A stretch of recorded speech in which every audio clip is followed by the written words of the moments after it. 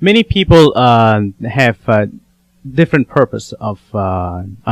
Many people believe they have a different purpose of existence in this life, based on their, depending on the upbringing and their religious beliefs, and this purpose may be similar or may vary among different societies. Can you review the current day beliefs?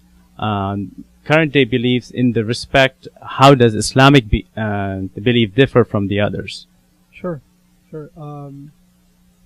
Like you said, there's a lot of variety in religious beliefs in the world, and not just religious beliefs, but even a-religious beliefs. People that just decide that religion is not going to be a part of their life. They've decided that it's something pre-modern or superstitious, and they're beyond it. People essentially consider the purpose of their life revolving around their own needs and wants. I see. So essentially, you have people that basically want to live in the moment, and this is very common in our times. So you have people that basically want to make the most use of their time, trying to get the most pleasure, enjoyment, entertainment, wealth, assets, name, fame, you name it. Trying to acquire that in as little time as possible. Kind of the philosophy that you only live once, so might as well live it out. Other religious philosophies, of course, have some kind of moral restrictions and place some kind of prohibitions on one's life. So there are certain things people can't eat or do or say or dress like, etc. So you have certain religious restrictions. But other than that, essentially the purpose for which they live is the same. In other words, okay, they have certain religious restrictions, but they also aspire towards material pursuits and fame and enjoyment and entertainment, all of those things.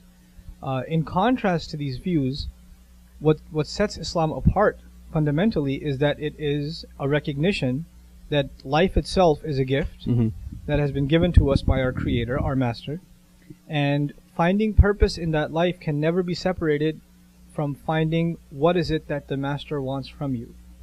And actually, at the heart of finding our purpose in Islam is the concept that we are slaves. I'm not even going to use the word servant, even though the word slave sounds very negative. We're slaves to that Master, that Creator. And being His slave is different from being a slave to anyone else. I know when we think of slavery, the images of being forced into doing something you don't want to do, your freedoms being taken away from you, all of these images are conjured up. And this is something relevant to the American context and other civilizations as well. But when we think about slavery to the Master, the Creator, one of the things that sets it apart is that this Master is extremely merciful. He's extremely patient and lenient with his subjects. And additionally, the slaves have the option to walk out of slavery at any point they want. In other words, this is not a coerced form of slavery, it's a voluntary form of slavery. And hence, in the very first chapter of the Quran, you have the Arabic phrase, إِيَّاكَ نَعْبُدُ, which roughly translated is, it is only to you that we give ourselves willingly into worship and slavery. We enter ourselves into slavery to this Master. And just trying to wrap our heads around this question, then how is this tied to the purpose of life? Essentially, we make a commitment to this Master that we are going to make His will primary and our own secondary. And this is not just a matter of dietary or fashion restriction or in terms of how we spend our time in a day, but rather it's about outlook in life. So a famous declaration in the Quran is Inna salati wa nusuki wa mahyaya wa mamati lillahi rabbil alameen. Again, roughly translated, there is no doubt that my prayer and my sacrifice, which refers to my ritualistic sacrifice, and my life, my living and my death, all belong to Allah, the Master of all nations and all peoples. In other words, you've given yourself up in terms of your priorities. So now, as a Muslim, as a slave of Allah, as a willing slave of Allah, I'm going to pick a career in life, a family in life. I'm going to do things with my life that will essentially be an attempt to please Him. And my own aspirations have now come under what He demands from me. And we actually believe that this is not a form of oppression, that this is actually the only real means to find happiness. So it's not just the means of finding one's purpose, but it's the only real means by which our hearts will finally be content and will find happiness.